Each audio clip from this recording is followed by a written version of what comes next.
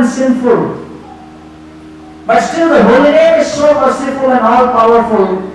The Harinam has descended and agreed to touch my lips and my tongue and transform me. Koacha Narayana Kyeti Bhagavan Nama Mangalam. The holy name of Lord is all auspicious and it has purified me completely.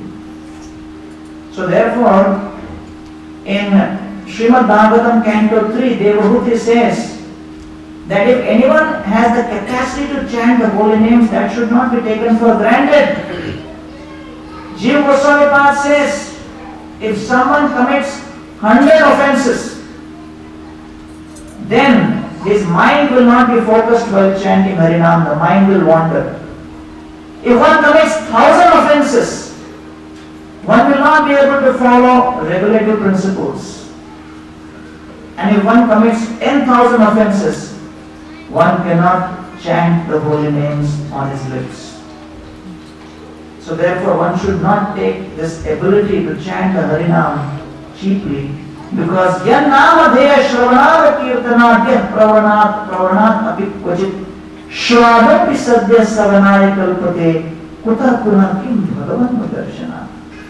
That if someone is chanting the holy names, it must be understood that he has completed all kinds of pious activities in the previous lives, given all kinds of dan dakshina in previous lives, performed austerities, studied the Vedic literatures, completed many prerequisites. Only then he has the power to chant the holy names. Hare Krishna, Krishna Krishna, Hare Hare, Hare Rama, Rama Rama, Hare Hare. So I often tell the story that when I was preaching in IIT, the first time I began preaching was when I heard Bhakti Rasamrit Maharaj, who was coming to IIT. Does he come here? Okay, so his name at that time was Devamrit Prabhu. And he quoted the Jagai Madai pastime and he said how Lord Chaitanya Mahaprabhu delivered Jagai Madai. And by seeing Jagai Madai delivered, whole Bengal became devotees. So I got inspired. I thought I'll preach to the biggest drunkard in the hostel. If he becomes devotee, whole hostel will become devotee. Simple formula. So I went to this friend of mine and he was in a completely drunken state. And I said, you must come with me this Saturday. He said, where? For program. He said, what program? I said, Bhagavad Gita lecture. She looked at me and said, are you drunk? You are inviting me? You don't know who I am? You don't know my reputation? I said, so what? Even Valmiki had a reputation. People go through transformation. So he tried to corner me. He said, okay, I will come on one condition. I will bring my bottle of liquor. Will ISKCON allow that? So then I thought, oh, he's trying to slip away. So I decided, let me call the temple and ask if they allow students to come with liquor in the class. So then I got a doubt. They may tell me, you also don't come. If this is the kind of guys you are inviting. So then I said, okay, on my guarantee you come. So he came with me. It was Saturday morning. Again, he was already drunk in the morning. He would begin his rounds pretty early. He had a steady sadhana. So he came. And just before entering the classroom, I requested, you brought your bottle till here. Don't take it inside. Keep it here at least. On top of the window. And he's telling me, will the ISKCON devotee drink that? So I said, they don't drink tea and coffee. What you are saying? Okay. Then he kept it. Then I told him, I also have one condition. You can't open your mouth inside. Because the smell will come and Prabhu will become offended and then I will be trapped. So please keep quiet. So he said, okay, I will keep quiet. So he entered inside, he said, Maharaj like to see new man come. So he asked him, what is your name? I gave the reply. Said, which year are you in? I gave the reply. Which branch are you in? Chemical engineering. I gave the reply. So Maharaj is thinking, I am asking him question, why is he answering? So I said that, Maharaj, He's very shy, you know. He's very, very shy. So in the middle of the lecture, he's hitting me on the side and said, how long he will speak? When will the food be given? I said, ISKCON food is given in the end only. Don't worry. Relax. So he got up, went out, finished the bottle. He was in so much separation. He couldn't last the whole lecture and came back. And then Maharaj asked, do you want mala? And he said, yes, I want the mala. I immediately took the mala. I said, will you chant? He said, of course. And he took the mala, went to the hostel, had mala in one hand, liquor bottle in another hand, and said, I have joined ISKCON. And he went around the campus telling everyone, I have become ISKCON devotee. So it took me like 1 week to get the mala back. Because taking bottle out was impossible. So by hearing some stories, you may think, okay, it's easy to chant the holy names and anyone will take to the process, but believe me, it is not easy.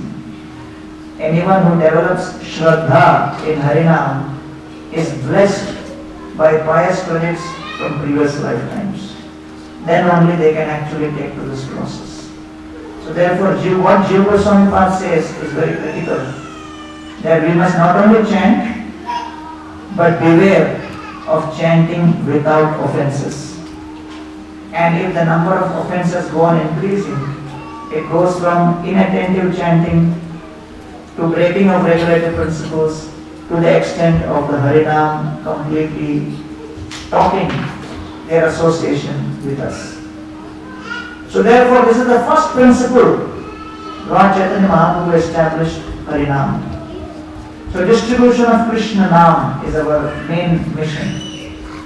The second mission we have is distribution of Krishna Katha. And yesterday only we were describing that since the time ISKCON has been established, we have distributed more than 500 million Bhagavad Gitas. Rivo. That's a huge number, right? 500 million Bhagavad Gitas.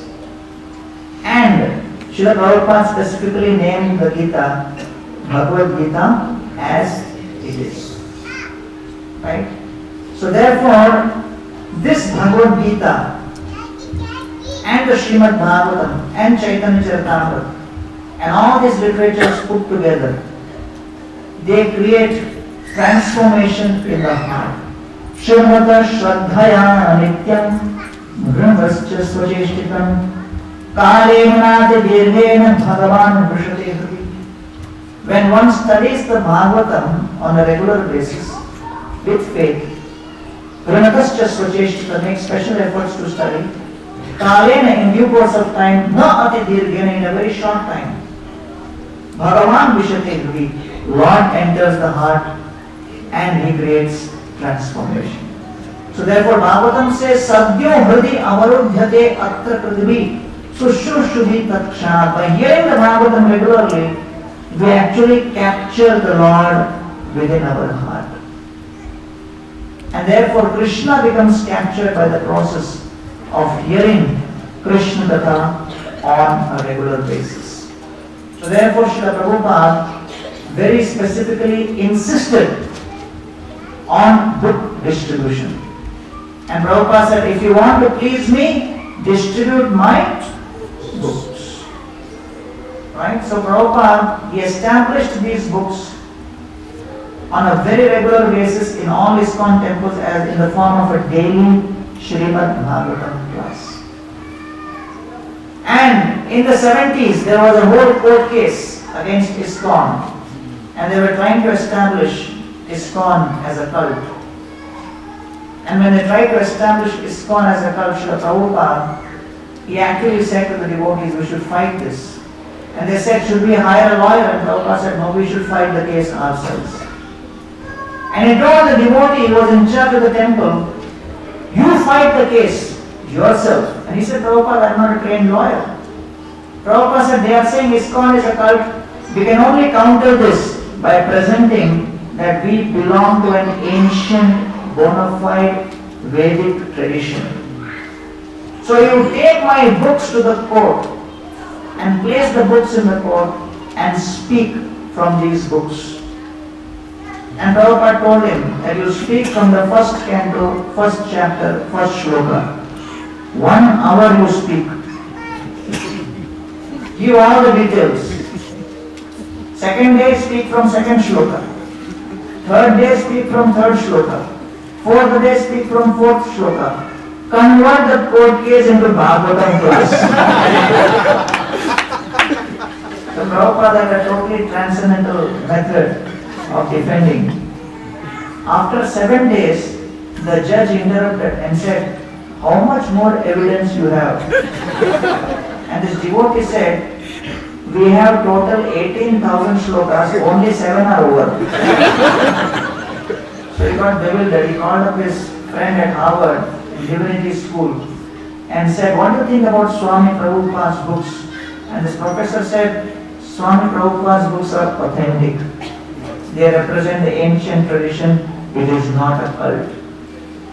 So immediately the judge in the court, he said, I am convinced with whatever evidence has been, prepared, and I am happy to note that they are representing a very ancient tradition. I have referred to all the scholars in this matter, and I am happy to announce that ISKCON is not a cult, it is a bona fide religion. And this was like the verdict given in the court. This comes from Prabhupada's school. So therefore, when something follows a tradition, then it becomes very authentic. Giriraj Maharaj's parents, they felt that he is being brainwashed. So they hired a psychiatrist, and the psychiatrist took Giriraj Maharaj aside and said, do you have any problem in life? And he said, yes. Janma mrityu jara vyadhi mukha dosha.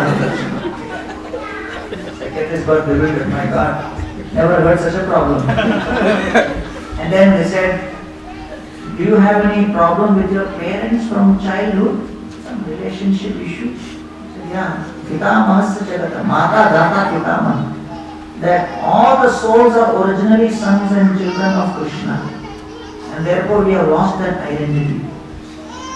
So for half an hour, whatever she was asking, he was replying with Bhagavad Gita shlok. So the psychiatrist came running out after half an hour, met the parents and said, if I spend half an hour more with your son, I will become Hare Krishna. And then she said, your son is permanently infected. And Giriraj Maharaj came and told Prabhupada, this is what the psychiatrist said. Prabhupada was very happy.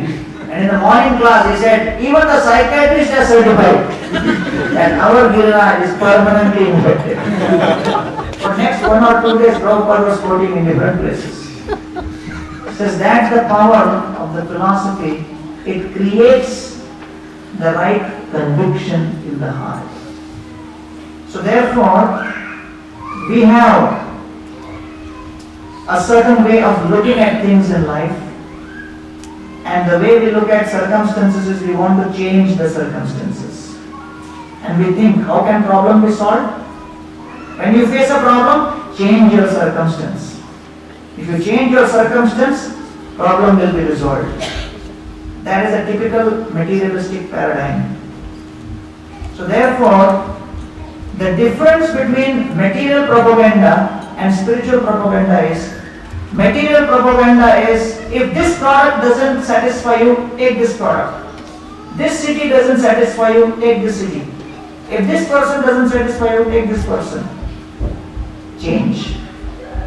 Change of circumstance is the propaganda of materialistic civilization. And the spiritual propaganda is, no point changing the circumstance, change your consciousness. Consciousness must be changed. And transformation of consciousness is what is referred to as Krishna consciousness. And how does that transformation in consciousness happen? Transformation in consciousness happens when you see how great souls have responded in situations of calamity, and then you respond accordingly. Right? I had a friend was very fed up in Mumbai because of the crowds and he wanted to go to London.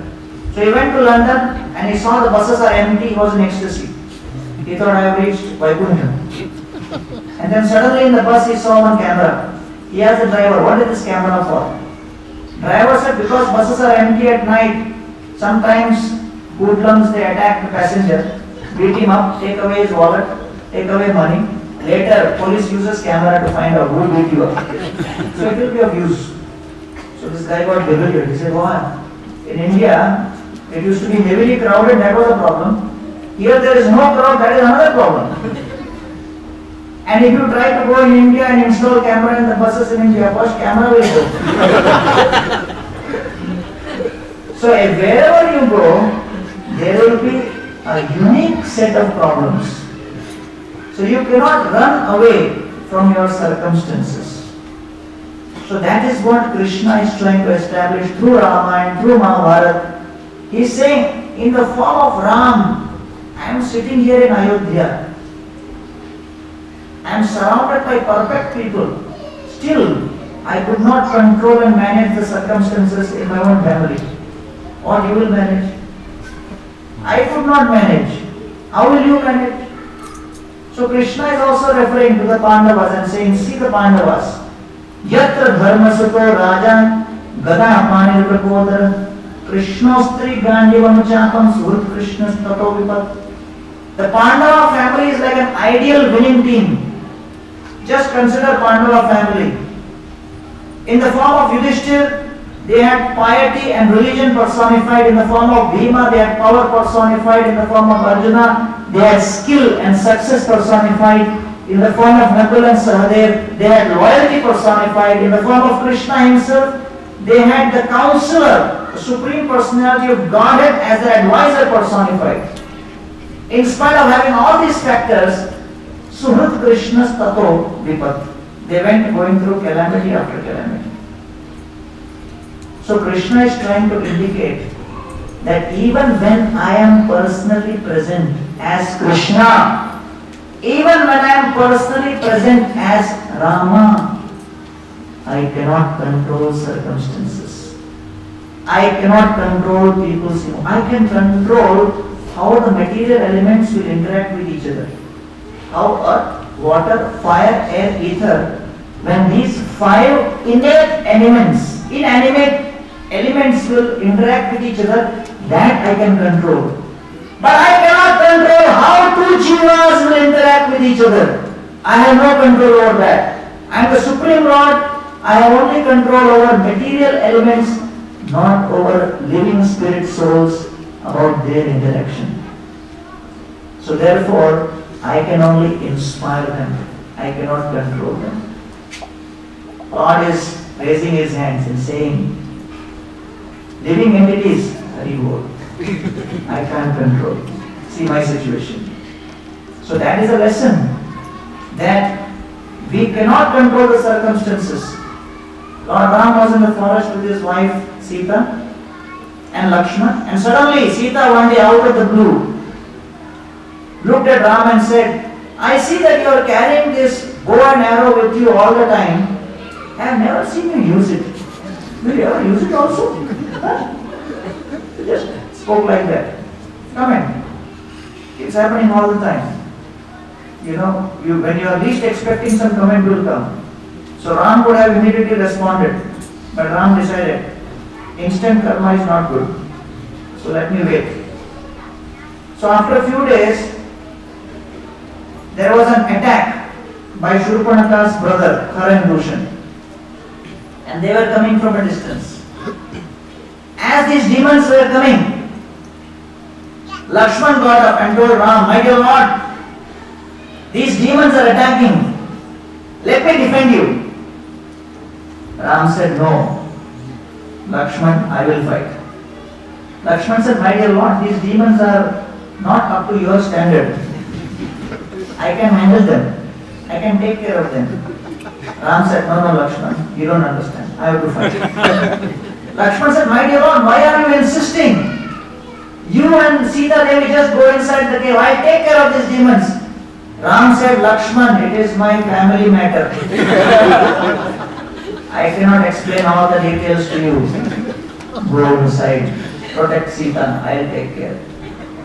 And then Lakshman went inside with Sita, and Ram stood there and fought arrow after arrow. And this fight went on for 1 hour.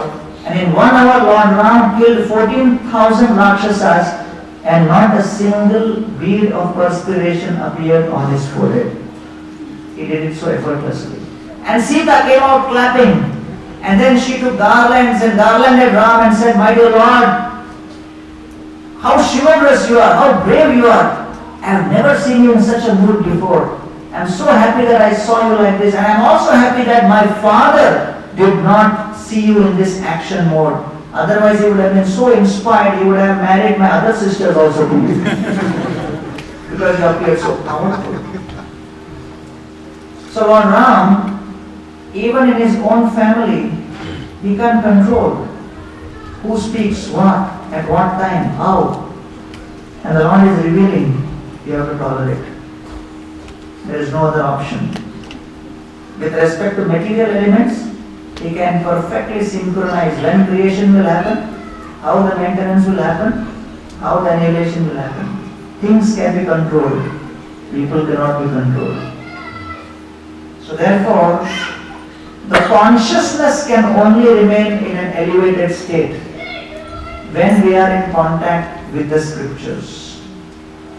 And therefore Parikshit Maharaj, as he is facing death, is saying, "Vayam dhanyatama loke gururupi kshatrabandhavam vayam pivama muhustvatta punyam krishna kathamritam."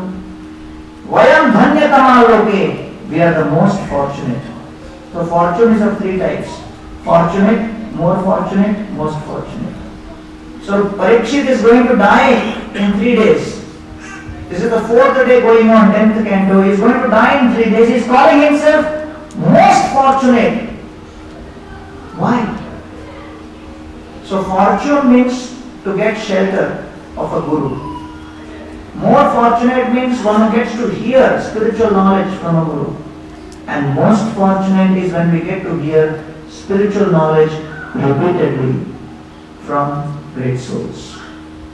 So when we get the opportunity to hear repeatedly, that is most fortunate. And the way Srila Prabhupada has created ISKCON society, just being part of this society, we get to hear repeatedly Krishna Katha. In fact, when you don't come to satsang, devotees will call you. We didn't see you, what happened? Right? And there is a whole follow-up system by which you are protected. And therefore, this is a very important principle, that Krishna Katha is distributed profusely, and we must ourselves immerse deeply in Hari Katha and then share this Krishna Katha with others. So this is the second principle. Krishna Nam, Krishna Katha, and third is Krishna Prasad. Ahara Shuddhau, Sattva Shuddhi, Sattva Shuddhau, Dhruva Smriti Lamhe, Sarva Grantinam, Vipra Moksha. Out of these 3, somebody may say, I have no time for Harinam. Somebody may say, I have no time for Harikatha. But can anyone say, I have no time for Prasad? No.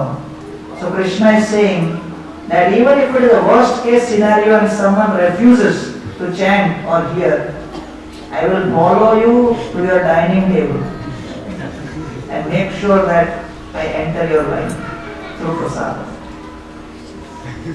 Right? So therefore, Krishna Prasadam is our secret weapon. I was trying to give Prasadam to one boy in a college. And he said, I won't take this. I said, what is the problem? He said, you guys mix something in this by which hairstyle changes.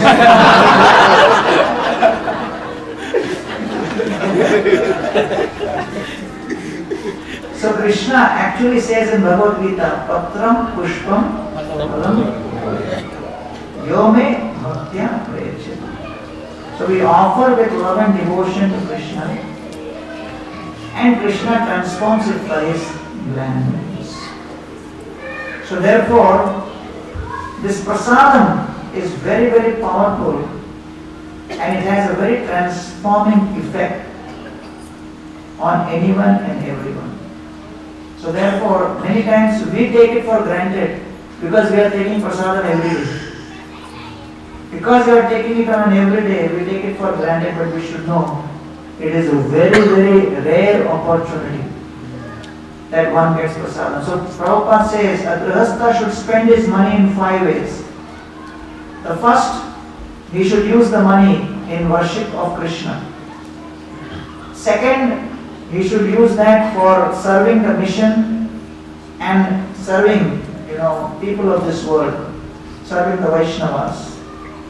Third, we should use the money in serving and distributing prasadam to the Vaishnavas, to others, to one and all. Fourth, we should use some part of the money to serve other living entities, like the cows or other dependent living entities or animals. And then the fifth part of the money we should use for our sustenance and maintenance. So in this way, distribution of prasadam is a very important element of purifying the wealth and purifying the heart and purifying the consciousness. So therefore, this principle of distribution of prasad is very important, and one of the most popular festivals we have is Govardhan Puja, right? Because everyone knows Govardhan Puja means unlimited prasad. And so Krishna performs this pastime to reform Indra and to create a festival for future generations. We were in Vrindavan Yatra 4 years ago. There was a huge feast, and devotees came together in Yatra and cooked in the various small chulas, with all their eyes becoming watery because of the smoke. And then when the bhoga was offered in front of Giriraj Govardhan, it was such a huge, darshan of prasadam. And I was in anxiety, how will we finish all this prasad?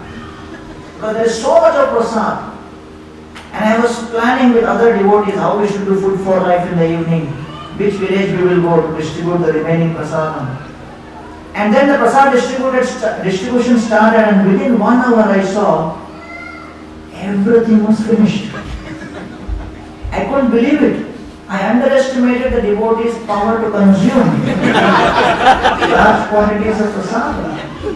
And then suddenly, somebody who was helping us in the yatra came up and said, "Arey, thoda Mahaprasad milega kya?"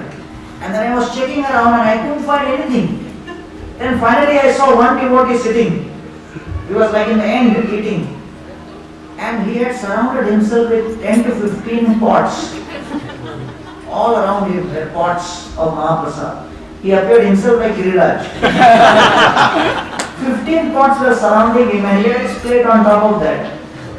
I went and said, I should have directly asked, can I take one of the pots? Instead I went indirect. I said, "Prabhu, will you be able to finish all this?" He looked at me and said, "It is my problem. What is your problem?" I said, No. What I want is some Mahaprasad because one guest is not here. He said, "Aisa bolo na, let it out." So he was offended that I am challenging his ability. So one thing is for sure, that ISKCON is famous worldwide for one thing, prasadam distribution. I have met ministers, professors, film stars, sports stars. Whenever they meet, the first thing they say, "Aapka ISKCON mandir mein prasad hai." Whenever I go to any part of the world, I go to that temple, including your Steve Jobs. I hear this famous, statement where he made that he used to go to the Hare Krishna temple for some prasadam. So, and in India now with the midday meal program, between Bangalore ISKCON and Mumbai ISKCON together, we are distributing 25 million plates every day of prasadam to the kids, to the school children. More than 25 million. Right? So therefore prasadam distribution is very much an element of ISKCON temples. And therefore the temple becomes the center through which these activities happen. It becomes a place where Harinam is distributed, Katha is distributed, and Krishna Prasad is distributed. And through this, transformation of the consciousness happens. And when the consciousness is transformed, one is able to do amazing things. And we actually create the mood of Shri Vrindavan Dham. So I request Ravi Prabhu to come and